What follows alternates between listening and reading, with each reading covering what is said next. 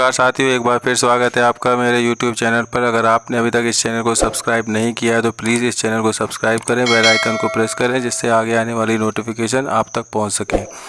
तो आप स्क्रीन पर देख पा रहे होंगे काफ़ी महत्वपूर्ण जानकारी जो कार्यालय कलेक्टर जनजाति कार्य विभाग बैतूल द्वारा जारी किया गया एक आदेश है। ये आदेश शिक्षक स्थानांतरण से संबंधित है। पूर्व में आपको विदित होगा 14 जून 2023 को जो शिक्षक स्थानांतरण की जो आदेश जारी किया गया था, उसी के आदेश के क्रम में ये ट्रांसफ़र आदेश जारी किए गए हैं।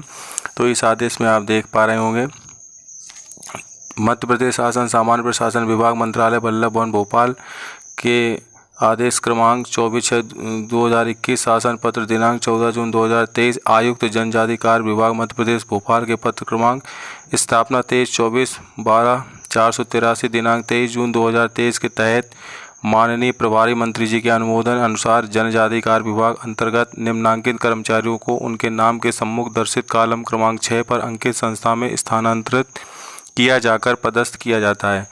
तो आप देख पा रहे होंगे कि इसमें जो सारणी बनी हुई है उसमें क्रमांक, कर्मचारी का नाम, पद, कार्य संस्था, विकास खंड का नाम, स्थानांतरित संस्था का नाम, विकास खंड और इसमें दिया हुआ है। तो इस पूरी सूची में आप देख पा रहे होंगे लगभग 63 शिक्षकों के ट्रांसफ़र किए गए हैं। तो इस ट्रांसफ़रों की कुछ नियम और शर्तें हैं जो आपको मैं जूम करके यहाँ पे दिखाता हूँ। इसमें आप बिंदु क्रमांक 1 में देखेंगे स्थानांतरण आदेश जारी होने के 2 सप्ताह के भीतर स्थानांतरित कर्मचारियों को कार्यमुक्त किया जाना अनिवार्य है। स्वैच्छिक आधार पर किए गए स्थानांतरण में संबंधित कर्मचारी को तत्काल कार्यमुक्त किया जाए। यानी ऐसे कर्मचारी जिन्होंने स्वैच्छिक आधार पर स्थानांतरण हुए हैं उनको तत्काल कार्यमुक्त किया जाए। 2 सप्ताह की समयावधि व्यतीत हो जाने पर सक्षम अधिकारी या उससे वरिष्ठ अधिकारी स्थानांतरित कर्मचारी को एक तरफा कार्यमुक्त करेगा। एक तरफा कार्यमुक्त करने की तिथि से स्थानांतरण आदेश क्रियान्वित होना माना जाएगा। तो ये काफ़ी महत्वपूर्ण बिंदु है। इसमें बिंदु क्रमांक 2 देखेंगे आप, कार्यमुक्त होने के पश्चात स्थानांतरित कर्मचारी का वेतन आहरण पूर्व पदस्थ संस्था से बंद हो जाएगा। यदि इसके विपरीत वेतन आहरित होता है तो यह वित्तीय अनियमितता मानी जाएगी। कार्यमुक्त के तत्काल पश्चात अंतिम वेतन प्रमाण पत्र तथा अन्य सेवा अभिलेख आवश्यक रूप से नवीन पदस्थापना कार्यालयों को भिजवा दिए जाएंगे। इसके लिए कार्यालय प्रमुख, आहरण एवं संवितरण अधिकारी विशेष रूप से उत्तरदायी होंगे। तो ये वेतन आहरण से संबंधित काफ़ी महत्वपूर्ण बिंदु है। यदि शिक्षक का कर्मचारी का ट्रांसफ़र हो जाता है तो पूर्व की संस्था से उसका जो अंतिम वेतन पर्ची है उसके आधार पर नई संस्था से उसका वेतन आहरित किया जाए, पूर्व वाली संस्था से उसका वेतन आहरित ना किया जाए। बिंदु क्रमांक 3 में आप देख पा रहे होंगे कार्यमुक्त होने के पश्चात स्थानांतरित कर्मचारी का वेतन नवीन पद स्थापना से ही आहरित होगा। यह बहुत महत्वपूर्ण बिंदु है। इसके बाद बिंदु क्रमांक 4, कार्यमुक्त होने के पश्चात एवं नवीन पद स्थापना पर कार्य ग्रहण करने के मध्य की अवधि के किसी भी प्रकार का अवकाश प्रशासकीय विभाग का अभिमत प्राप्त करने के पश्चात ही नवीन संस्था के द्वारा स्वीकृत किया जाएगा। यानी ऐसे कर्मचारी जिनका स्थानांतरण हो गया है तो वो समय सीमा के रहते अपनी नवीन पदस्थापना को ज्वाइन कर लें, जिससे उनको आगे भविष्य में कोई अवकाश को लेकर दिक्कत ना हो। बिंदु क्रमांक 5, स्थानांतरित किए गए शासकीय सेवक का अवकाश नई पदस्थापना वाले कार्यालय में ज्वाइन करने के पश्चात स्वीकृत किया जाएगा।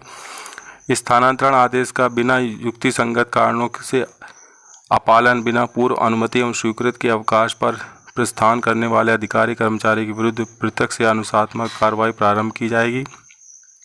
बिंदु क्रमांक 7, उक्त आदेश में स्थानांतरित कर्मचारी की वर्तमान पदस्थ शाला स्थानांतरण फलस्वरूप यदि शिक्षक विहीन हो रही है तो ऐसे स्थानांतरित कर्मचारी को शाला में वैकल्पिक पदस्थापना होने तक कार्यमुक्त नहीं किया जाए।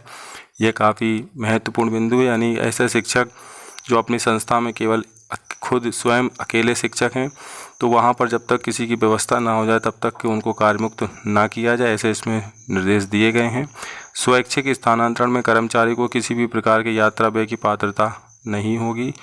स्थानांतरित कर्मचारी के नवीन पदस्थापना स्थल पर पदभार ग्रहण करने के तत्काल बाद उसका जो डाटा है नवीन पदस्थापना स्थल पर परिवर्तित कराए जाने के संबंध में तत्काल कार्रवाई की है। यानी कि जो स्थानांतरित कर्मचारी है तो उसका जो डाटा है वो तुरंत ही नवीन पदस्थापना वाली संस्था व जिले को ट्रांसफ़र किया जाए, ऐसा इसमें स्पष्ट निर्देश दिए गए हैं। स्थानांतरित कर्मचारी के पदनाम का मिलान कर लिया जाए। यदि कोई भी कर्मचारी संविदा अध्यापक गुरुजी है तो उन्हें कार्य मुक्त ना करे एवं इस कार्यालय को तत्काल सूचित करे। तो ये काफ़ी महत्वपूर्ण बिंदु हैं। तो इस लिस्ट में आप देख रहे होंगे प्राथमिक शिक्षक, सहायक शिक्षक, प्राथमिक शिक्षक विज्ञान और ये जो संबंधित शिक्षक हैं ये इसमें स्थानांतरण किए गए हैं। तो ये थी जानकारी कार्यालय कलेक्टर जिला बैतूल जनजाति कार्य विभाग से जो कर्मचारियों के स्थानांतरण हुए हैं उससे संबंधित जानकारी। अच्छी लगी हो तो चैनल को लाइक कीजिए, सब्सक्राइब कीजिए, वीडियो को ज़्यादा से ज़्यादा शेयर कीजिए। मिलते हैं फिर नई जानकारी, नई अपडेट के साथ। तब तक के लिए सभी साथियों को जय हिंद, जय भारत।